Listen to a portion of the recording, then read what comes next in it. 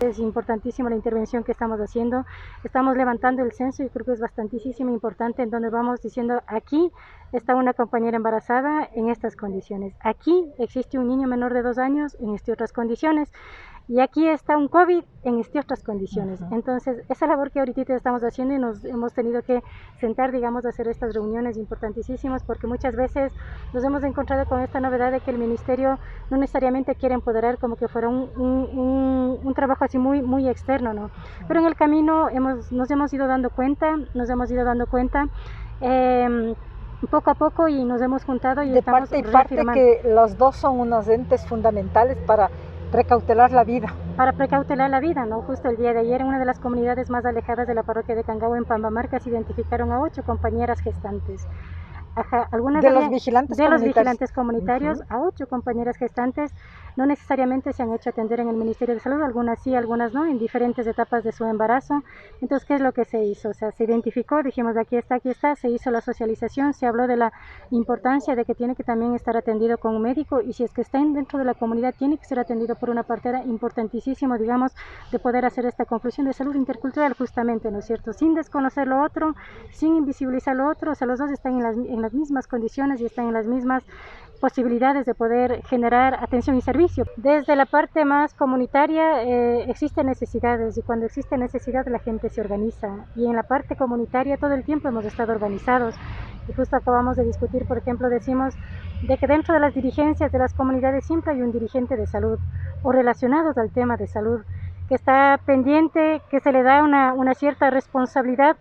en el cuidado de la gente. Sin embargo, muchos de los derechos compete al Estado, ¿sí? Y ahí es cuando tenemos debilidad y tenemos los problemas de desnutrición altísimos. En el caso de Cayambe, 42% de niños y niñas están desnutridos. Se está haciendo un proceso de focalización importantísimo de mujeres embarazadas. Recordemos de que en el marco de la pandemia el aumento en embarazo ha sido bastante gradual, pero la preocupación más grande es de que muchas de las compañeras no están asistiendo a las atenciones del centro de salud y podemos ir comentando como un millar de experiencias que estamos encontrando en el camino. No han recibido vitaminas, no han recibido atención médica básica con la finalidad de saber cómo estará ella, cómo estará su bebé, en qué condiciones van a ser el bebé. Entonces, cuando nosotros hablamos de poder hacer, de poder prevenir, de poder atacar o de poder intervenir en estas situaciones de tema de salud, entonces implica todo un sistema, implica toda una visión también que existe desde un lado en donde está afectando el problema, que es el sector comunitario, principalmente en el área rural, y donde existe mayor cantidad de problemática de salud. Y eso digo, no es cuestión del funcionario, o sea, no es de la unidad de salud de Cangagua, no es del presidente de la Junta Parroquial de Cangagua o de otra parroquia, sino más bien es una política de Estado, ¿no es cierto? Hasta dónde ha sido efectivo y hasta dónde ha sido estratégico y hasta dónde ha aterrizado en atender las verdaderas necesidades que concentran en estas poblaciones como son pueblos y nacionalidades, como usted lo dice. En este sentido, experiencias, por ejemplo, en el marco de la pandemia, la propia necesidad y la propia enfermedad novedosa que nos ha golpeado a toda la humanidad, las comunidades han hecho que se organicen y vuelvan a revalorizar increíblemente el tema de la medicina ancestral como una respuesta propia, porque quizás en los otros espacios, en las otras entidades, ha sido poca la respuesta que pudiera llegar hasta a dar soluciones como más efectivas. En este sentido, hemos llegado, digamos, a un acuerdo. Por eso se habla de un plan de capacitación, si bien es cierto, se habla de la importancia de la mujer gestante, se habla sobre el tamizaje, se habla sobre el tema de la nutrición, se habla del cuidado de los niños, se habla de una serie de temáticas más técnicas, se podría decir, a los vigilantes comunitarios, pero tenemos un componente importante que es temáticas complementarias, en donde vamos a hablar sobre el tema de la salud intercultural, vamos a hablar sobre la medicina ancestral y tenemos como algunas experiencias que se han ido desarrollando. Por ejemplo, en mi parroquia en González Suárez tenemos un grupo de compañeras y compañeras mamás parteras que para un tallercito que van a hacer de la junta parroquial van cargado sus plantitas, van cargados sus agüitas. Las mujeres embarazadas han acudido a las parteras, a la medicina ancestral en esta época de COVID, Pacha. Sí, han asistido y experiencias como las que han resistido en irse al Ministerio de Salud. O sea, ¿para qué me voy a irme al Ministerio de Salud, al hospital? Voy a regresar yo con COVID, mi hijo con COVID y posiblemente no regreso. Hay esos miedos que están insertos y muchas de las compañeras embarazadas son uno de los de las respuestas que estamos recibiendo de que por qué no han bajado. Pero ahí tenemos un problema, digamos, si es que nosotros como mujeres, si es que ya estamos en proceso de gestación, estamos seguras de que nuestra alimentación, nuestro sistema inmunológico está bien, posiblemente no hay necesidad de ingerir absolutamente ninguna vitamina que pudiera otorgarse desde esta parte de las entidades del Ministerio de Salud en este caso, pero eso no es la realidad, lamentablemente. Muchas veces estamos, incluso nosotros como madres embarazadas, en situación de desnutrición, y cómo vamos a hacer de que nazca el niño, porque al final el niño que nace termina siendo un ciudadano, ¿no es cierto?, de la comunidad, termina siendo un comunero y termina siendo en qué condiciones va a crecer con menos oportunidades y todo lo que implica el tema de la desnutrición. Entonces, estamos haciendo todos estos esfuerzos por todos los lados. Hace mucho tiempo en Ecuador se ha destacado la necesidad de que exista una base comunitaria de un sistema de salud. Entonces, creo que esta era una oportunidad, pero a la vez la idea es que no solamente se haga vigilancia de la epidemia, sino que se haga vigilancia de la salud, se haya un acompañamiento comunitario de la salud en toda su dimensión, y por supuesto que en las comunidades indígenas de la sierra ecuatoriana, como también afroecuatorianas, como también en la Amazonía, en fin, tienen características propias. De tal manera que yo creo que uno de los puntos importantes es recuperar esta importancia de trabajar localmente, con una pertinencia cultural que además tiene múltiples expresiones en diferentes ámbitos, pero también en salud, de tal forma que ese es un elemento indispensable de un modelo de atención en salud, que en realidad en el discurso hay un modelo de atención intercultural, pero en la práctica lo que hay es una serie de normativas rígidas que no identifican estas diversidades que tienen que respetarse. Y por eso es lo que este proyecto naturalmente se basa en una relación con las comunidades, con sus organizaciones, con el pueblo,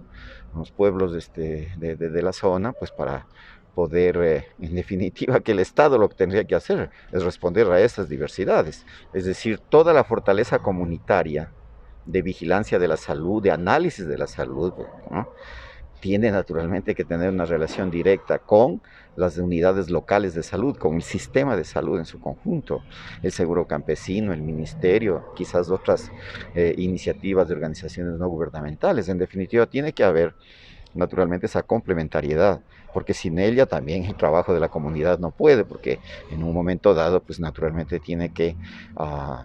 demandar y tiene que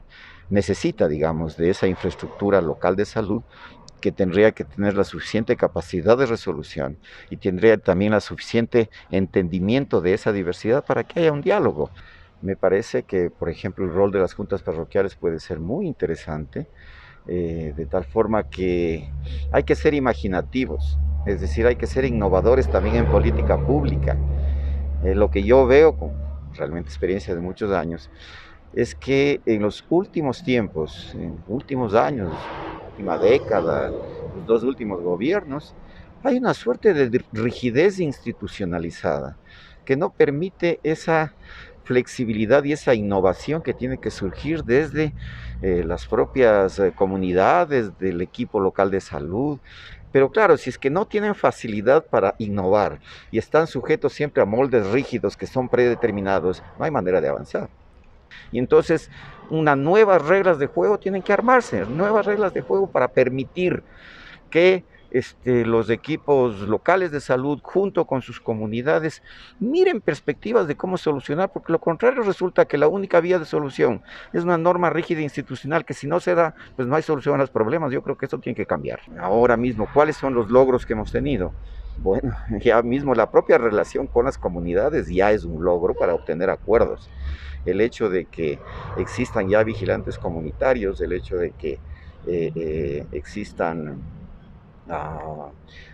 ya designaciones de las propias comunidades para vigilantes, el hecho de que exista ya, por ejemplo, una experiencia educativa que surge de la propia comunidad y que se está sistematizando en diversos materiales, en fin, yo creo que todo eso son logros importantes que, insisto, no podía haberse dado si no es por tener un equipo realmente de tanta calidad y compromiso. ¿Hace falta voluntad política, recursos económicos o qué? Yo diría que hace falta esencialmente voluntad política y Porque normativas claridad. Hay planes